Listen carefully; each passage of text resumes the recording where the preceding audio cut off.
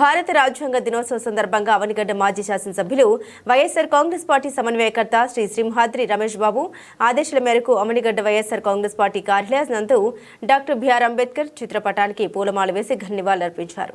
ఈ కార్యక్రమంలో అవనిగడ్డ జెడ్పీటీసీ చింతలపూడి లక్ష్మీనారాయణ, పులిగడ్డ సర్పంచ్ దాసరి విజయకుమార్ తదితరులు పాల్గొన్నారు. మన మాజీ గౌరవ శాసనసభ్యులు శ్రీ సింహాద్రి రమేష్ బాబు గారి ఆదేశానుసారం అవనగడ్డ నియోజకవర్గంలో భారత రాజ్యాంగ ఆమోద దినోత్సవం 75వ వేడుకను వైఎస్ఆర్సీపీ శ్రేణులు, దళిత వర్గాలన్నీ కలిసి విజయవంతంగా నిర్వహించుకోవడం జరుగుతుంది. కారణం ఏంటంటే జగన్మోహన్ రెడ్డి గారు అధికారంలో ముఖ్యమంత్రిగా ఉన్నప్పుడు పేదల సంక్షేమం ఏజెండాగా పనిచేసినటువంటి వ్యక్తి, రాజ్యాంగానికి అనుకూలంగా పనిచేసినటువంటి వ్యక్తి. కానీ ఇవాళ ప్రజాస్వామ్య విలువలు రాజ్యాంగానికి తూట్లు పడిసే విధంగా ఇవాళ పరిపాలన జరుగుతూ మనం చూస్తున్నాం.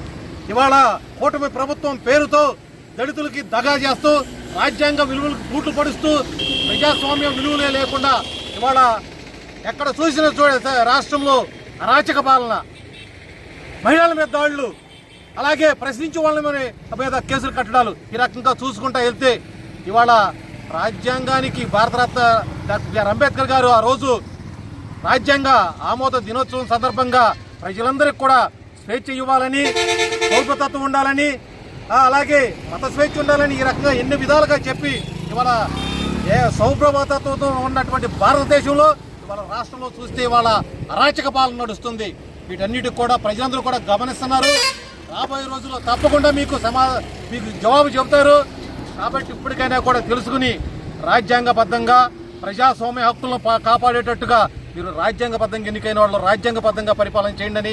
ఈ భారత రాజ్యాంగ ఆమోద దినోత్సవం సందర్భంగా ఎన్డీఏ కూటమికి తెలియపరుస్తూ పేదల సంక్షేమ ఏజెండాగా పనిచేసే పార్టీ వైఎస్ఆర్ పార్టీ.